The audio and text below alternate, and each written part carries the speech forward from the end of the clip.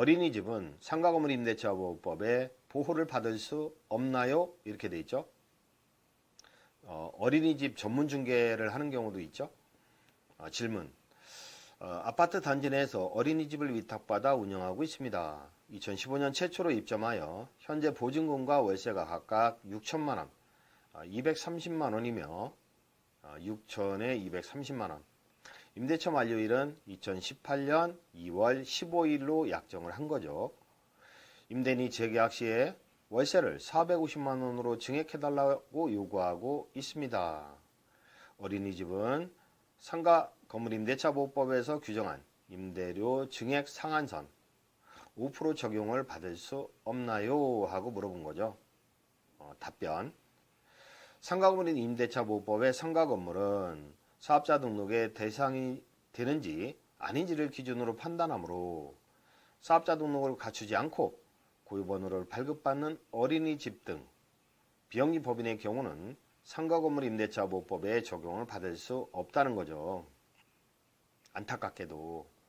그래서 연 단위로 5%까지밖에 못 올린다. 이런 규정에 적용이 없다는 거죠. 그래서 임대는 상가 건물 임대차 보호법에서 규정하고 있는 임대료 증액 사안율과 무관하게 임대료 증액을 요구할 수 있다는 거죠. 다만 폭행이가 되면 안 되겠죠. 따라서 임차인도 경제사정의 변동으로 인하여 약정한 차임이 상당하지 아니하게 된 때는 감액도 요구할 수 있고, 거꾸로 임대인은 경제사정 주변 시세가 올랐다, 10% 20% 올려달라 이렇게 요구할 수도 있고, 일반 민법에 의한다는 거죠. 5%까지 못 올린다. 아무리 물가 사정이 10% 20% 올랐다 하더라도 5%까지밖에 못 올린다. 이러한 상가 건물 임대차 보호법의 보호 규정이 적용되지 않는다는 겁니다. 자, 다음 질문으로 공장도 상가 건물 임대차 보호법의 적용을 받을 수 있을까요? 없는 경우도 있고 있는 경우도 있겠죠. 영리행위를 한다면 적용이 되고 제작행위 같은 사실행위만 한다면 적용이 안 되겠죠. 질문. 2017년 6월 30일 서울시 소재 상가 건물을 보증 5천만 원, 월차임 300만 원에 공장 용도로 임대차 하였다. 제조업으로 사업자 등록하였는데 상가 건물 임대차 보호법에 적용을 받을 수 있나요? 제조업만 사업자 등록을 했고 제조업만 한다면 적용이 안 되겠죠. 답변. 상가 건물 임대차 보호법의 목적과 같은 법 2조 1항 본문 3조 1항에 비춰보면 상가 건물 임대차 보호법이 적용되는 상가 건물 임대차는 사업자 등록의 대상이 되는 건물로서 영리를 목적으로 하는 영업용으로 사용하는 임대차를 말합니다. 상가 건물 임대차 보호법이 적용되는 상가 건물에 해당하는지는 공부사항 표시가 아닌 건물의 현황, 용도 등에 비추어 영업용으로 사용하느냐에 따라 실질적으로 판단해야 한다는 거죠. 판매 시설을 놓고 판매한다든지 단순히 상품의 보관, 제조, 가공 등의 사실행위만 이루어지는 공장, 창고 등은 법 적용을 받을 수 없겠습니다. 다만 상품 판매 행위 같은 상행위가 함께 이루어진다면 상가 건물 임대차 보호법의 적용 대상이 되겠습니다. 자, 적용 범위를 보겠습니다. 적용 범위 2019년 4월 2일자로 일부 개정이 된 상태고 현재는 12월인데 아직 개정이 이제 그대로 유효하고 있는 거죠.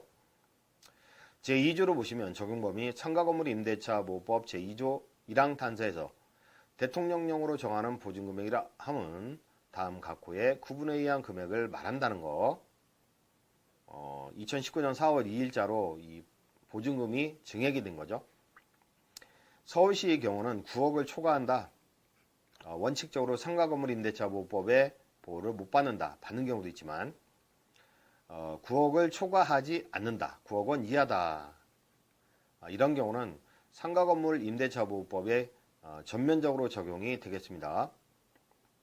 그 다음에 소득권 정비법에 따른 과밀억제권, 서울시 제외하는 과밀억제권 및 부산광역시는 6억 9천만 원을 초과한다. 원칙적으로 적용이 안 되고 그 이하인 경우에 적용이 되겠습니다. 그리고 부산광역시를 제외한 광역시, 세종특별자치시, 파주시, 화정시, 안산시, 용인시, 김포시, 광주시 이런 경우는 5억 4천만 원이 기준이 되고요. 그 밖의 지역은 3억 7천만 원이 되겠습니다. 많이 올랐죠. 그 다음에 2항 법 제2조 2항의 규정에 의하여 보증금의 차임이 있다면 차임액은 월 단위 차임액으로 한다. 그 다음에 법 2조 2항에서 대통령령으로 정하는 비율이라 함은 100분의 10을 말한다. 설명을 드릴 거고요. 그 다음에 법인의 임대차에도 적용이 된다. 그 주택임대차보호법은 그 자연인의 주거생활의 안정을 위한 법이기 때문에 그 자연인의 임대차에 적용이 됩니다. 법인의 임대차에는 적용이 안 된다는 거죠. 근데 그 상가건물 임대차 보호법은 그 임차인이 법인인 경우도 많습니다. 그래서 법인의 임대차에도 적용이 된다는 거. 자, 보증금의 제한인데 서울시는 그 환산보증금 9억 원 이하의 상가건물 임대차에 적용이 된다. 이렇게 말씀을 드렸는데 9억 원을 계산하는 방법이죠.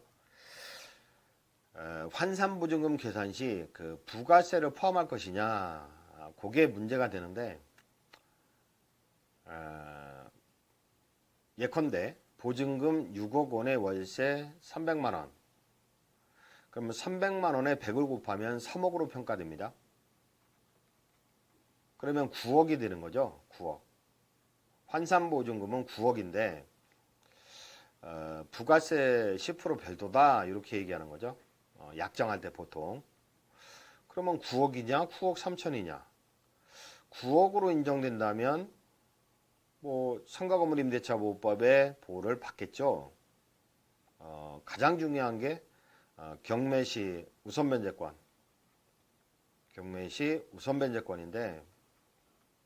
그러니까 배당을 받을 수 있다. 자기가 뭐 1순위라면 뭐 1순위 배당을 받을 수 있다. 이렇게 해석이 될 텐데 근데 뭐 확정된 판결입니다. 이거는 확정된. 그러나 그 국세청 질의회신이나 법무부 질의회신에서는 또 달리 보고 있는 경향이 있거든요. 법무부. 실제로 제가 본 사례인데 9억 3천이에요. 근데 배당에서 제외를 하더라고요. 배당에서 제외를 하더라. 그럼 9억 3천을 우선 변제를 받지 못하는 사태가 벌어진 건데 그러면 억울하다고 재판하고 뭐 재판하다 보면 3년 걸리고 3년 사이에 망하고 그렇지 않겠습니까? 그래서 안정적으로 우리가 해석할 때 이런 경우는 좀 위험하다. 다툼의 여지가 있다. 우리가 실무에서는 9억 3천으로 이해하시고요. 이렇게 되는 경우는 보증금을 좀 올린다든지 해서 부가세를 포함해서 또는 별도 약정한다든지 해서 방법을 연구를 하셔서 그 9억 3천이 되지 않게 9억으로 들어오게 계약을 하시는 게 특히 상가 임차인의 입장에서는 그렇게 계약을 유도하시는 게 좀 안심이 되겠습니다. 뭐 대법원 뭐 확정된 뭐 수원지법 판례에서는 야 부가세는 월세가 아니다, 건물의 사용료가 아니다, 그래서 포함 안 시키겠다 해놓고 실제로 목적 상가 건물이 경매 들어갔을 때 그러면 배당을 받아야 될 건데 배당에서 제외시키고 실무가 그렇거든요. 그래서 실무는 이렇다는 걸 감안하고 계약을 하셔야 되겠습니다. 그 다음에 시행부칙 2조는 뭐 2조 1항의 개정 규정 유의 내용이죠. 요 내용 9억 요 내용은 이형 시행 이후에 체결되거나 갱신되는 상가건물 임대차 보호법부터 적용이 된다는 거죠. 요 내용도 사례를 통해서 뒤에서 보겠습니다. 자, 사례 보시면 임대차 계약 체결 시점에 따라 대항력이 없을 수도 있나요? 있다는 거는 상인법에 적용이 되고 없다는 거는 상인법에 적용이 안 되는 건데 질문 2014년 12월 31일 영등포에서 상가 건물 서울시죠. 상가 건물을 보증금 8천만 원에 월차임 900만 원에 5년간 계약을 하고 사업자 등록을 했습니다. 그런데 2018년 3월 1일에 건물이 매매되어 양수인으로부터 건물을 명도해달라는 해지 통보를 받았습니다. 너는 대항력이 없으니까 나가 이런 통지를 받은 거죠. 임대차 계약기간 등이 건물 양수인에게 승계되지 않나요? 그러니까 대항력이 있지 않나요? 양수인에게 대항할 수 있지 않나요? 하고 질문한 건데 답변 상가건물 임대차보호법 3조 2항은 상가건물의 양수인은 임대인의 지위를 승계한 거로 본다라고 규정하고 있다. 그리고 대항력 규정에 관한 적용은 환산보증금이 일정 금액을 초과하면 2015년 9억을 초과하는 거죠. 2015년 5월 13일 이후에 최초로 계약이 체결되거나 갱신되는 임대차부터 적용을 한다는 거죠. 근데 이건 2014년이네요. 그래서 이 법 개정 규정 시행 당시 존속 중인 임대차는 종전 규정을 따르기 때문에 새로운 임대인은 임차인에게 점포를 비워줄 것을 요구할 수 있고 임차인은 양수인에게 대항할 수 없다는 거죠. 쫓겨나간다는 거죠. 다만 5년 계약기간을 지켜주지 않고 건물을 매매한 계약의 당사자, 임대인, 전 매도인을 상대로 손해배상을 청구할 여지는 있겠습니다. 자, 다음 논점으로 우선 면제권이 없는 경우 보증금을 보호받는 방법은 이렇게 물었는데 질문 환산보증금이 9억 원을 초과하면 사업자 등록을 하고 합정일자를 받아도 우선 면제권은 없어요. 대항력은 있어도 갱신요건은 있어도 우선 면제권 적용을 받지 않는다고 들었습니다. 임차례는 상가 건물의 근저당권 설정 금액도 많고 선순위 근저당권도 많이 잡혀 있다는 거죠. 또 선순위 임차인도 많은데 보증금에 대해서 안전장치를 걸어둘 만한 다른 방법은 없나요? 만약 경매에 넘어가면 어떡하죠? 답변 상가건물 임대차보호법에 우선면제 적용을 받지 못하는 환산보증금 9억 원을 초과하는 상가는 임대인의 동의를 받아 임차권 등기를 하거나 공동신청해야 한 임차권 등기를 하면 대항력이 인정되죠. 또 임대인과 물권인 전세권 설정 계약을 체결한 후 전세권을 설정할 수 있을 것입니다. 은행 지점을 개설한다 할 때 전세권 설정 등기가 가능한 점포만 계약을 하더라고요. 한편 해당 상가의 경매가 진행된다면 경매 기입 등기일부터 실제 수익권 이전일까지는 상당한 시일이 소요되므로 임차인은 월세를 일부러 연체하는 거예요. 안 내는 거죠. 그래서 임대차 보증금에서 공제함으로써 반환 보증금을 최소화시키는 방법도 고려해 볼 수 있겠습니다. 이런 내용입니다.